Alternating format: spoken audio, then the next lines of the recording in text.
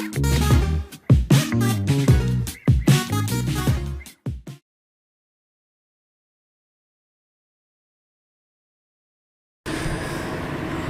Assalamualaikum warahmatullahi wabarakatuh. Pada pertemuan kuliah kali ini, kita akan membahas mengenai materi HTML dan CSS.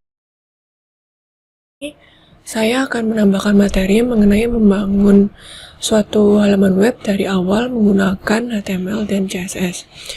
Jadi di sini tidak menggunakan template ataupun framework. Tujuannya dari pembelajaran ini adalah diharapkan mahasiswa dapat memahami konsep dasar penggunaan HTML dan CSS. Oke, baik. Jadi kita di sini mulai dengan membuat file index.html. Oke, kurang lebih seperti itu caranya. Langsung aja buat file baru. Nanti kita langsung bisa klik file tersebut dan kita bisa gunakan. Kita bisa menggunakan VS Code ataupun Sublime. Jadi untuk di contoh kali ini saya gunakan Sublime ya. Silakan kalau kalian ingin menggunakan VS Code atau editor yang lain. Kemudian dari yang sudah kita buka tadi, dari filenya, kebetulan sini saya ada beberapa file, langsung kita tuju ke Sublime. Oke, ini file yang tadi saya buat.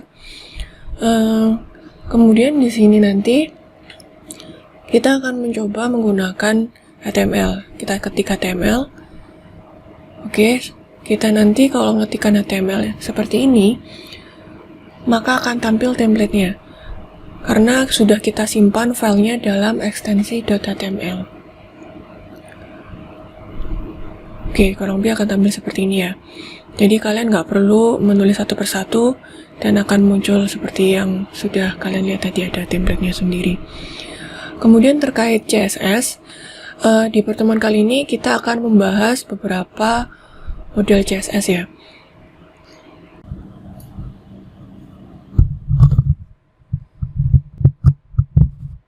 Oke, baik. Untuk penggunaan CSS ada beberapa cara. Pertama, kita akan coba menggunakan inline CSS.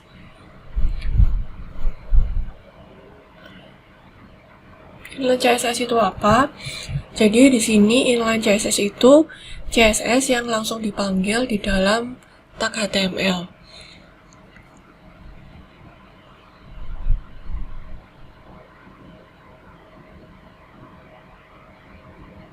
Kemudian yang kedua itu ada embedded CSS. Kalau yang embedded CSS itu CSS yang ada di dalam satu file. Perbedaannya apa kalau dibandingkan sama inline? Dia itu nanti posisinya biasanya ada di bagian head.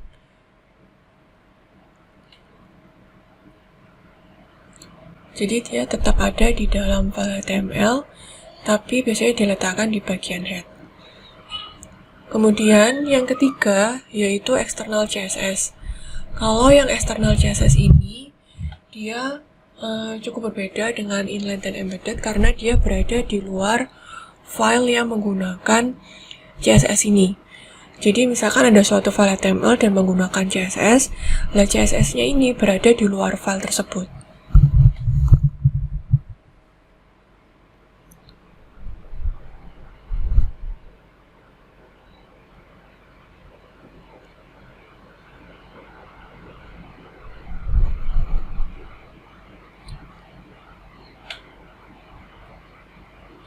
Kita coba ya, di sini kita mulai mencoba membuat suatu halaman web sederhana. Kita nanti coba di halaman web itu berisi header, image, sama footer gitu ya.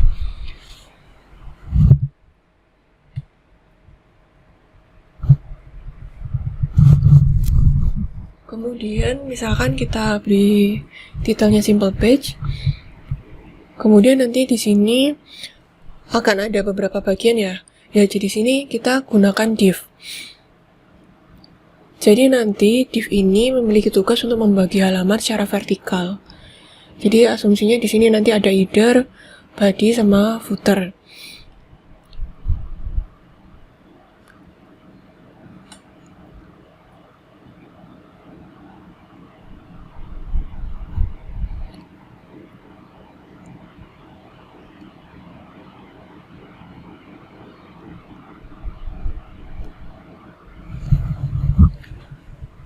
Kemudian nanti setelah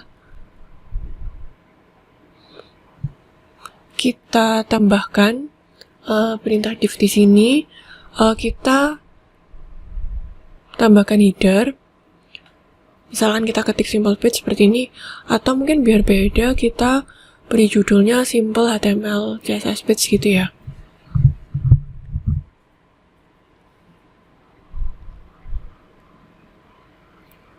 Oke, kurang lebih seperti ini.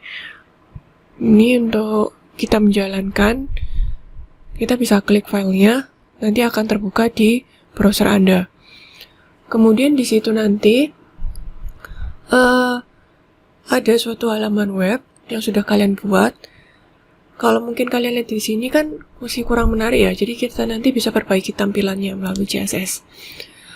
Kita coba pindah posisinya ke tengah. Jadi biar lebih bagus, kita taruh agak ke bawah, kita ketikkan BR. Kemudian kita ganti posisinya lebih ke tengah ya.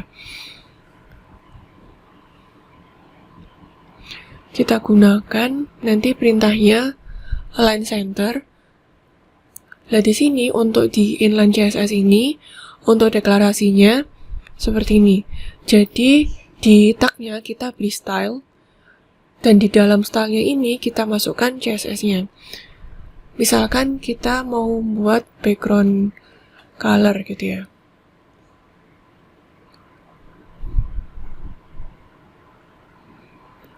Oke, misalkan kita pakai dari flat color picker gitu ya, kita cari referensi warna.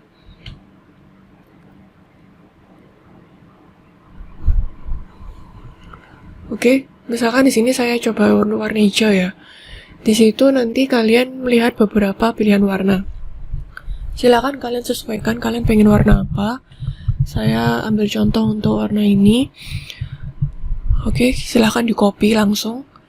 Dari situ nanti kita tambahkan di source code yang kita miliki. Nanti akan tampil seperti ini di halaman web kita. Oke, kemudian dari halaman web tersebut, kalau kita lihat kan nggak seimbang ya di atas sama bawahnya.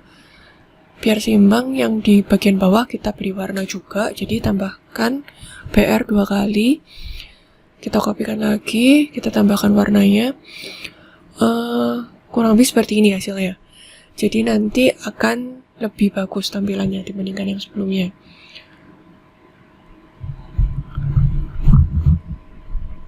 Selanjutnya kita bisa atur untuk fontnya.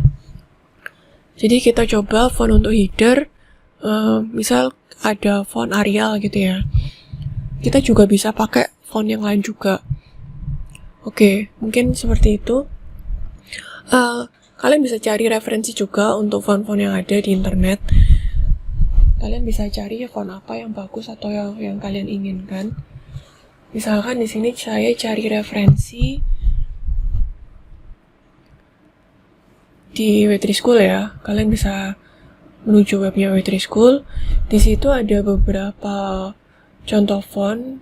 Ini saya buka di font family. Oke. Kemudian di situ saya bisa langsung terapkan di source code yang sudah dibuat.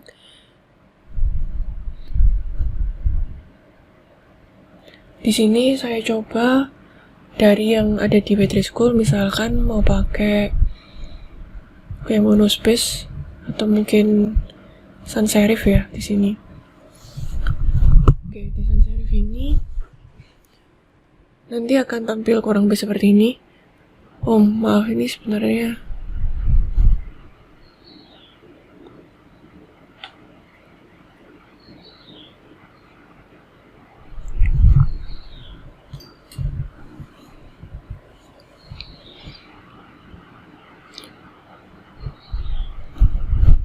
oke, ini saya ada yang salah.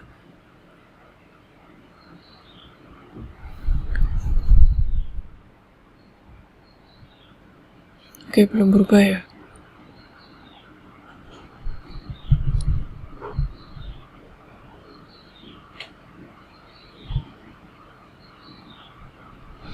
Oke, di sini saya lupa ganti jadi family ya. Oke, ini diganti family. Oke, jadi langsung berubah ya di halaman webnya. Kemudian setelah itu mungkin kalian bisa tambahkan perintah yang lain atau sintak yang lain. Misalkan saya coba untuk border radius gitu ya. Oke, misalkan border radiusnya 5 pixel. Oke, dari situ kita bisa lihat perbedaannya.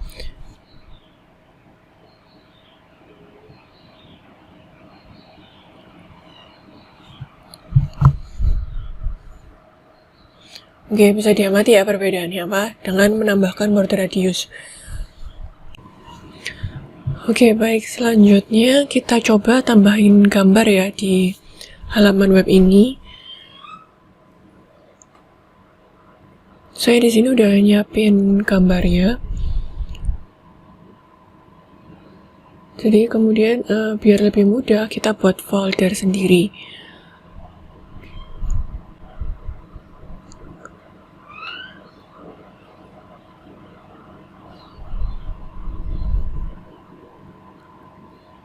Untuk menambahkan gambarnya,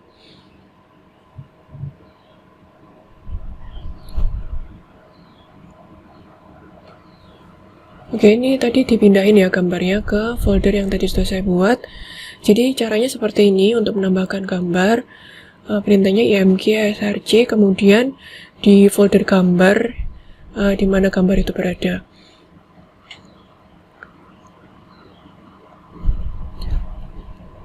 Kalau kalian lihat tadi masih terlalu besar kan ya gambarnya. Kemudian di sini saya buat ukurannya 100%, jadi lebih sesuai dengan ukurannya.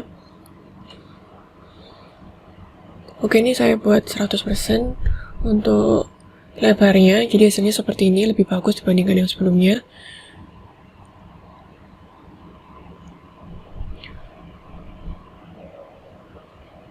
Oke, terus kita bisa sesuaikan lagi gambarnya tadi dengan warna yang sudah kita pilih. Itu kan terlalu mencolok ya perbedaannya. Kita coba ganti. Ini saya ganti sesuai tadi yang di color picker ya. Oke, jadi lebih sesuai warnanya.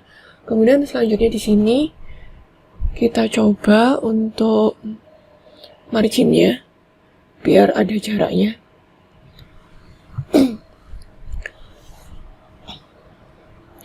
Oke, jadi di sini dengan adanya margin itu kita bisa memberi sedikit jarak antara si headernya dan gambar tersebut. Oke, lebih bagus gitu kelihatannya, tapi sebenarnya ini tergantung desain yang diinginkan.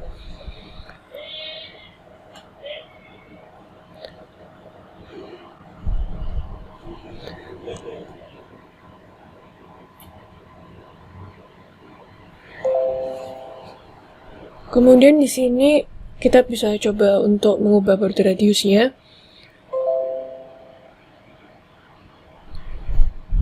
Jadi border radius ini biar nggak terlalu lancip gitu ya ujung-ujungnya.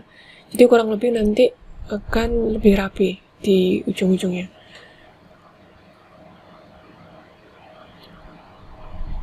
Oke, kita bisa set di sini untuk border radiusnya di gambarnya. Oke, jadi tidak terlalu runcing untuk bagian ujung-ujung atau sisinya. Selanjutnya, setelah kita menambahkan gambar,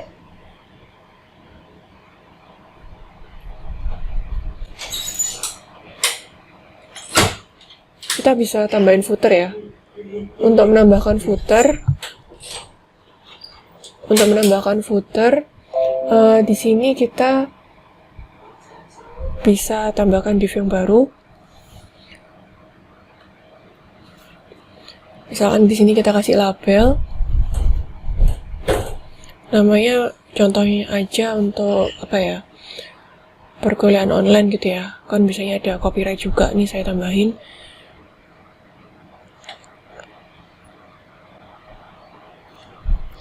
Oke, ini contoh aja, bisa kalian modifikasi nanti kalau nyoba.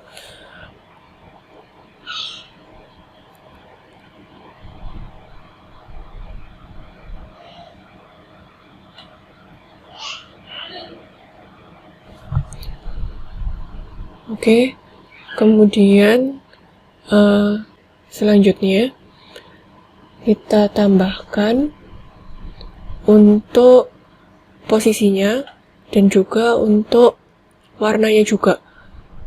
Oke, warnanya juga harus serasi ya dengan yang sebelumnya.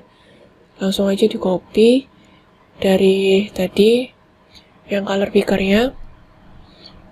Oke, saya ambil salah satu.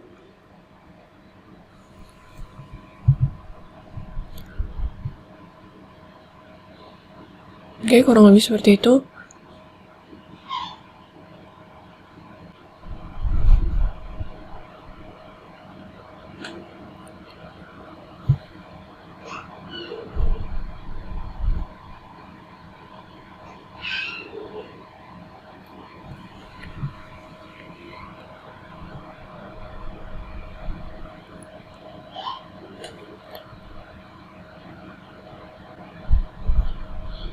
Kemudian kita tambahin margin topnya ya, sama yang di bawahnya juga biar lebih bagus. Ini untuk yang di bawah margin bottom. Oke, masing-masing 10 pixel. Nanti kurang lebih. Oke, sebentar.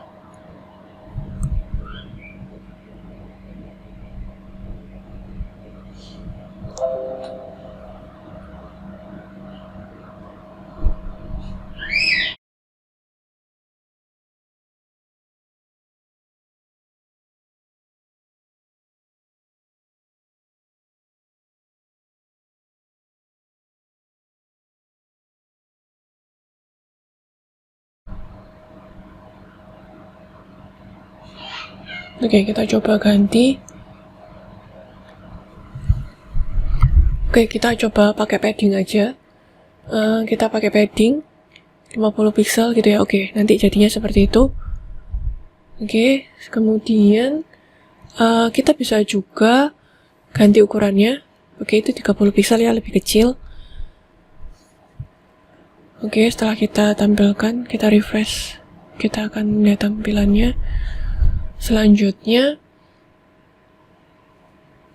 kita juga sesuaikan untuk border radiusnya biar sesuai sama yang atasnya juga.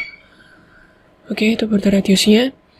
Jadi biar nggak terlalu tajam gitu ya di sisi-sisinya. Kemudian di sini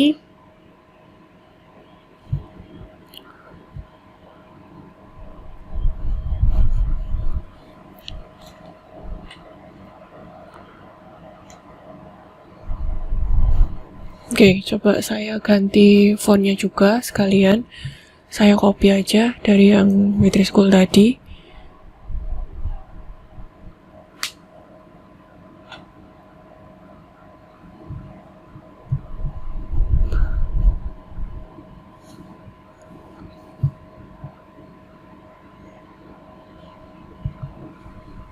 Ini sebenarnya terserah ya kalian mau memilih font apa, karena desain suatu web juga tergantung kebutuhan. Ini untuk contoh aja di percobaan ini. Oke, setelah di reload nanti hasilnya seperti ini.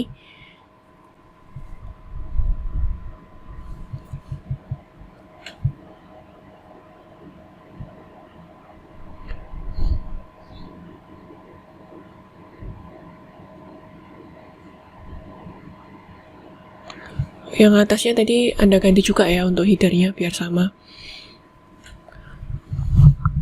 Oke, kurang lebih seperti itu. Jadi sudah saya edit untuk yang atasnya jadi lebih serasi ya. Oke, baik itu tadi untuk contoh penggunaan inline CSS. Gitu. Kemudian selanjutnya kita akan coba untuk embedded dan eksternal ya.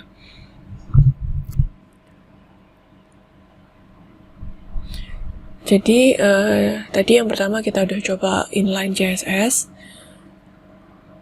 Kemudian kita coba berikutnya untuk embedded dan eksternal.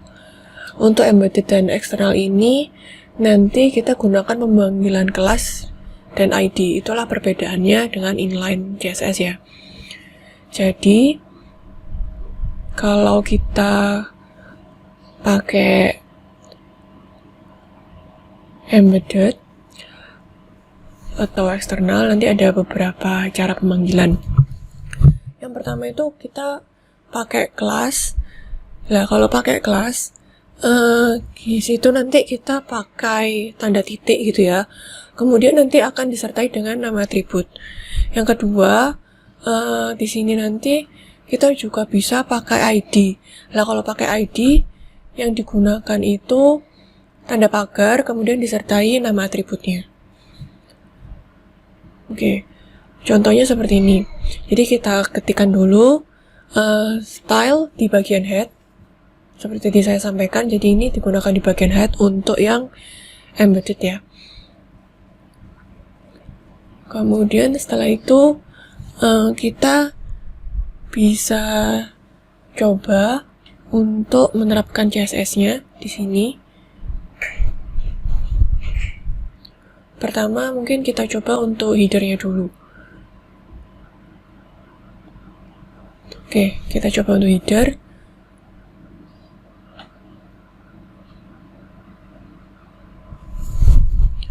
Oke, mungkin kita bisa langsung copy ya.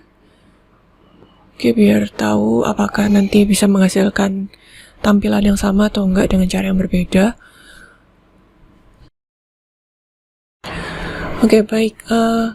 Jadi di sini kita akan tambahkan di header-nya ya. Kemudian Anda bisa pelajari juga dari W3 School bagaimana penerapannya. Nah, di situ adalah bagaimana kita menerapkan CSS. Silahkan pelajari, banyak sekali tutorialnya di W3 School. Oke, di situ untuk menuliskannya saya perbaiki untuk cara penulisannya. Jadi kalau kelas menggunakan titik ya, kemudian titik, kemudian nama atributnya header, kemudian kurung kurawal, kemudian diikuti isi CSS-nya apa. Oke, bisa diperbaiki untuk penulisannya seperti ini agar lebih rapi. Kemudian di sini bisa kita hapus ya. Oke, ini juga dihapus. Oke, jadi ini kita ganti aja pakai padding ya. Oke, sekarang kita pakai padding. Kita atur aja misalkan 30 pixel. Dan ini bisa Anda rapikan juga penulisannya biar lebih mudah. Nanti akan... Oke, ini kan hilang ya. Karena ini hilang, kalau paddingnya tetap ada. Cuman karena tadi kita sudah pindahkan CSS-nya, maka sekarang kita harus panggil. Cara panggilnya, kita panggil kelasnya ya, karena tadi pakai kelas. Oke, seperti ini. Jadi kelas sama dengan kemudian tagnya apa. Misalnya kelas header, karena tagnya header. Kemudian di sini nanti akan tampil sama seperti yang inline, walaupun dengan cara yang berbeda. Jadi bisa dipahami ya.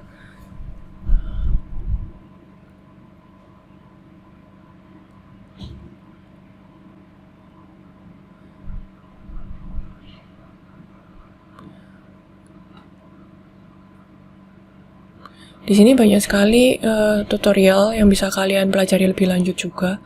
Nanti silakan kalian belajar mandiri ya untuk mencoba berbagai macam cara di CSS, implementasinya seperti apa, sintak-sintaknya seperti apa.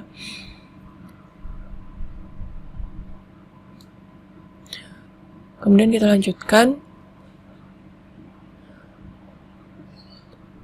Kita coba sekarang untuk Oke, kita coba pakai yang ID ya. Oke, kita pakai ID.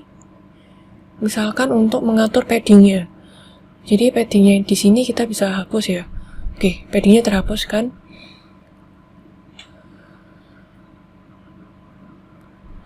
Di situ nanti kita panggil dari header ID. Oke, karena kita sudah panggil, karena selain pakai kelas kita bisa pakai ID ya. Jadi cara panggilnya tanda pagar, kemudian diikuti dengan nama tagnya, dan jangan sampai kalian salah ya, kalau pagar untuk ID bukan kelas. Jadi misalkan kalian pakai kelas seperti ini, nah ini nggak akan tampil gitu ya. Tapi di sini pakai ID. Ya, jadi nanti akan tampil seperti di awal tadi.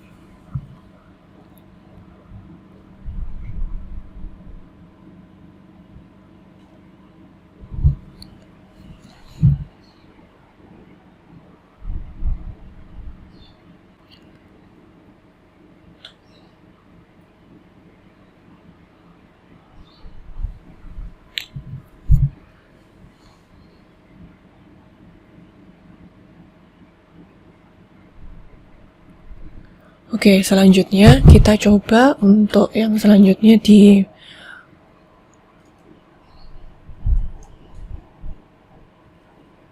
di sini kita coba untuk image body ya. Oke, image body kurang lebih seperti tadi caranya. Jadi kita set border radiusnya dari sini.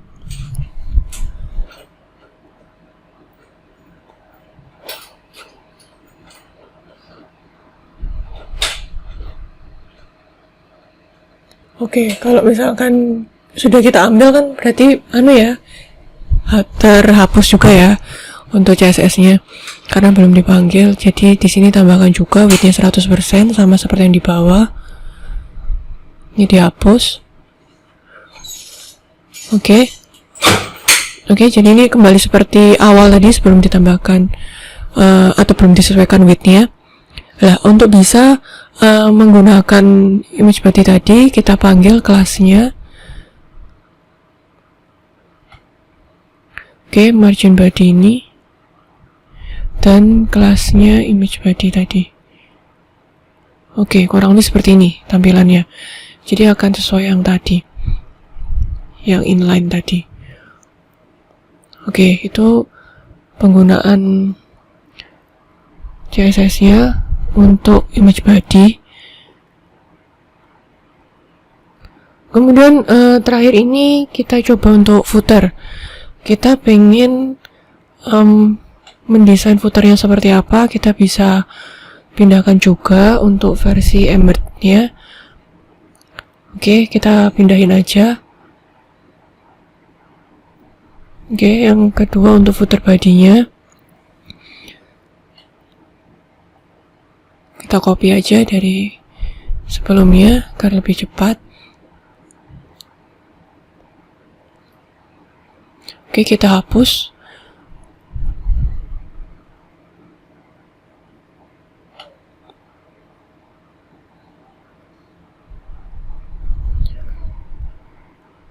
Oke, selanjutnya nanti di sini nih juga kita hapus juga. Oke, kurang lebih seperti ini ya, kembali seperti yang di awal. Kemudian kita panggil kelasnya, kelas footer di sini juga untuk footer body-nya. Jadi kita bisa panggil sesuai yang kita butuhkan. Oke, seperti ini. Kemudian terkait kekurangannya, kalau di embedded ini, kalau kita mau membuat file baru yang embeddednya harus kita sertakan juga, ya berarti kita harus menyertakan juga yang kita buat tadi. Karena file yang baru itu juga membutuhkan CSS yang sama. Kalau misalkan yang inline di sini, kalau tagline yang nerapin CSS yang sama lagi, ya berarti kita harus nulis lagi satu persatu. Jadi nggak enaknya seperti itu kalau kita menggunakan yang internal seperti itu. Jadi keduanya ini, baik embedded maupun inline, harus mengcopy CSS yang sudah kita buat kalau mau menerapkan ke file yang lain atau yang baru gitu. Kemudian hal tersebut itu kita bisa atasi dengan adanya external CSS. Makanya di sini yang ketiga saya akan bahas mengenai external CSS. Kita bisa buat file sendiri dengan ekstensi .css gitu ya. Jadi kita akan pisahkan dari file HTML yang kita buat. Oke, kita coba aja ya untuk penerapannya external CSS seperti apa.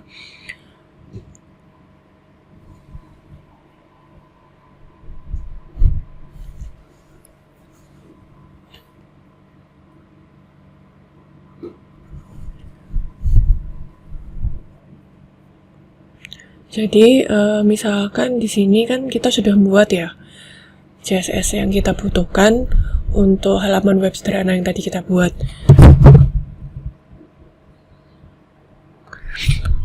Jadi enaknya kalau kita pakai eksternal itu akan memudahkan kita saat berkolaborasi dengan desainer web. Misalnya di sini pakai eksternal gitu ya. Jadi kita coba misalkan pakai file baru style.css, misalkan seperti itu. Kita buat dulu, kita buat file baru, kita kasih nama style.css gitu ya.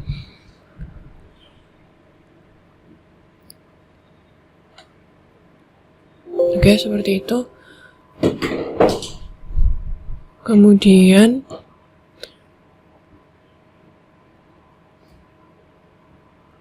oke, ini kita bisa langsung copy aja ke file yang baru atau style.css tadi. Oke, kalau misalkan itu kita kopikan, kita pindah, akhirnya kembali seperti kita belum menambahkan CSS sama sekali, seperti awal tadi ya.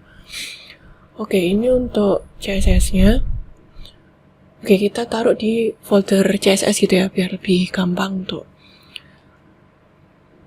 pengelolaan filenya. Kemudian di sini, biar kita bisa ngeload halaman, seakan kita sudah ada file CSS-nya, karena memang kita sudah ada file CSS, kita arahkan ke file style.css di folder CSS tadi.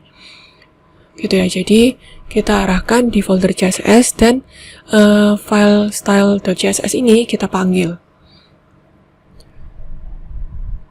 Oke, terus kita coba load ke halamannya.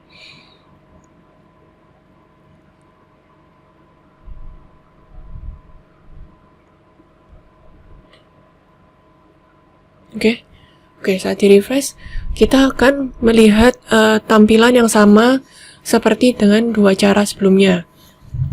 Oke, ini kita bisa lihat seperti ini.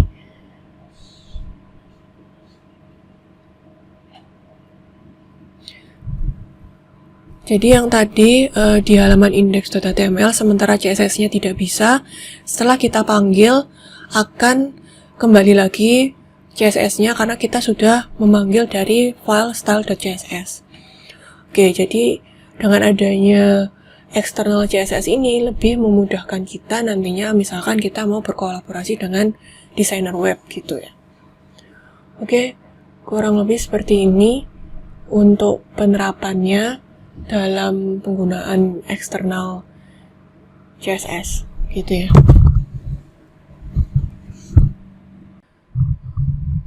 Oke, baik, silakan nanti kalian coba sendiri di laptop kalian masing-masing.